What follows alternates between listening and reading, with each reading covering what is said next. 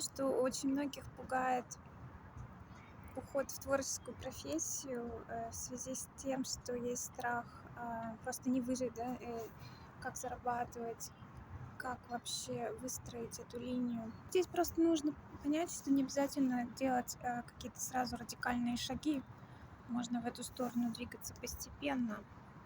Не надо сразу бросать работу и садиться и пытаться продать работы. То есть бывают такие ситуации в жизни, когда нас просто откуда-то выпихивают и увольняют, например, с работы. У меня такие были ситуации. И вот в таких случаях, да, оно действует на самом деле на пользу. То есть это нужно воспринимать всегда позитивно, на самом деле, потому что это уже, знаете, когда вот жизнь, она просто вот вас уже просто выталкивает. Когда человек очень сильно боится, например, и мучается над старом там месте. Это была и моя история там с офисной работой. И тебя вот так вот просто уже выталкивают оттуда пинком. И ты на самом деле радуешься, потому что мучения какие-то прекращаются. И да, это страшно, это что-то новое, но оно несет в себе такое позитивное начало, и ты начинаешь барахтаться и выплываешь во что-то новое, более тебе подходящее.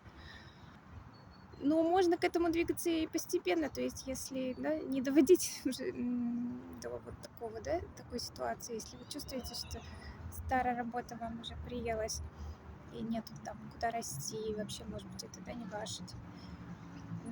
Можно просто часть. Я вот, например, в свое время я просто начала вести блог. Я была дизайнером в офисе, и это мне совершенно там как бы меня выматывало, и у меня там как бы ничего не получалось.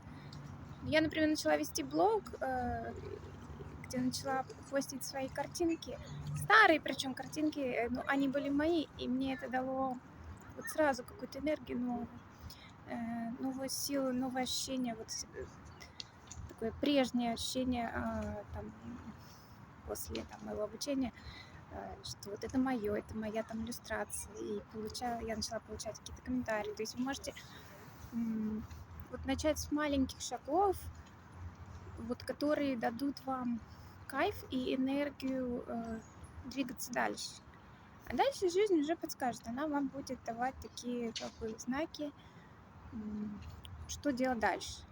Да? И следить нужно, просто искать тот образ жизни, к которому вы стремитесь. Он у всех, и у художников он тоже у всех разный, на самом деле, да, кто-то любит там каждый день, да, у кого-то такая вот производительность, что каждый день у человека есть потребность там рисовать, что-то производить, а у кого-то нет, у кого-то может быть раз в неделю, а остальное время это размышления, там, чтение, вот если брать именно только, да, работу как художника, мы же не только производим сами вот продукты, картины, какие-то объекты, за этим еще стоит большая работа, это размышления, чтение, какие-то мысли. Любая прогулка, на самом деле, вот для меня, например, прогулка — это не только отдых, это еще и тоже работа.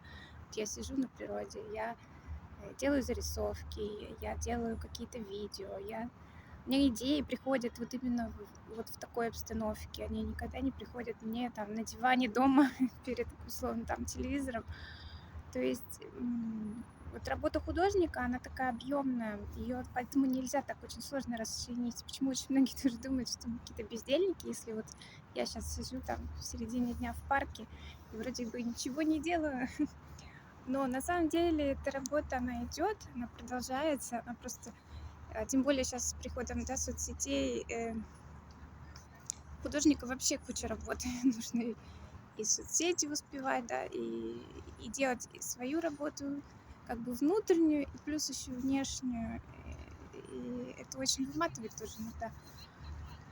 В общем, это я к тому, что двигайтесь постепенно в эту сторону, постепенно, э, одновременно с работой, которая сейчас есть. Пытайтесь просто там что-то по выходным рисовать, запишитесь на какую-нибудь выставку поучаствовать, самую там примитивную, может быть, самую любительскую. Попросите в каком-то кафе, куда вы ходите, повесить вашу работу, подарите эту работу, посмотрите там на реакцию людей, почувствуйте, что вы чувствуете в этот момент. Вот это все эти шажочки, которые и постепенно вас куда-то будут приводить в новые места, новым людям, к новым мыслям по поводу того, что вы хотите, какой у вас будет формат творчества. Не торопите это, не форсируйте, и главное, не думайте о том, э, что вот продажи, да, это какой-то показатель у художника профессионализма или там успешности карьеры. Это, конечно, здорово, да, когда работы продаются. А если они не продаются, это не значит еще, что да, вы не художник или у вас плохие работы. Ну, опять же, да, читайте биографии художников, читайте Ван Гога, письма, да, сколько он пахал, да, сколько он работал, его, да, нельзя назвать непрофессионалом. То есть здесь вот много нужно еще читать и э, перекладывать это на свою жизнь, смотреть, вот что вам подходит, что не подходит. Вот, но это если вкратце.